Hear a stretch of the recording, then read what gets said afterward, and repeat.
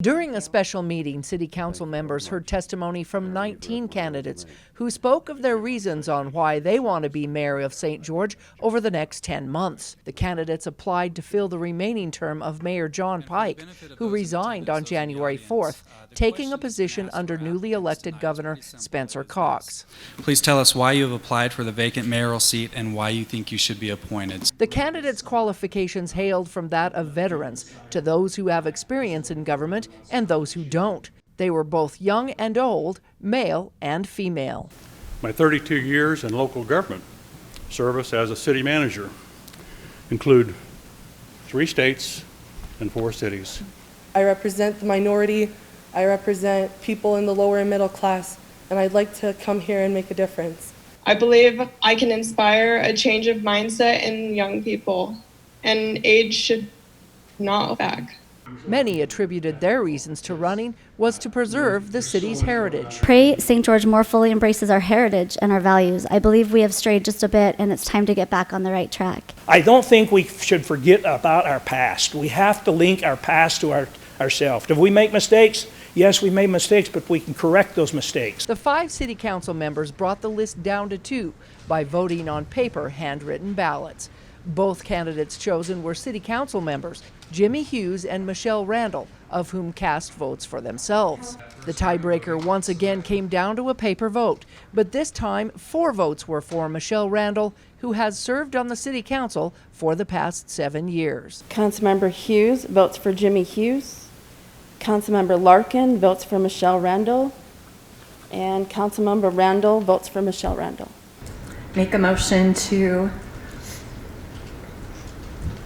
have our first ever female mayor in the city of St. George, Michele Randall, sworn in as our new mayor on January 21st at 5 p.m. Second. Randall graciously accepted the appointed post as the first woman mayor of St. George in its 159-year history. It is a surprise to me. Emotional and nervous and kind of all emotions going through my head right now, but I'm ready. I mean, I didn't take this lightly. I sat down with my family, I discussed it at great length and said, if I get this appointment, then I'll be running for mayor in November. It won't be an easy race, and are you guys all in? And they said, absolutely. So, and I'm ready to hit the ground running. Youth City Council members reflected on the process. I thought it was very interesting to see the number of candidates that we had. 23 is a very large number. I was honestly kind of disappointed in the number of females and the variety of people that we saw. We only saw 3 to 4 females. There wasn't any people of color.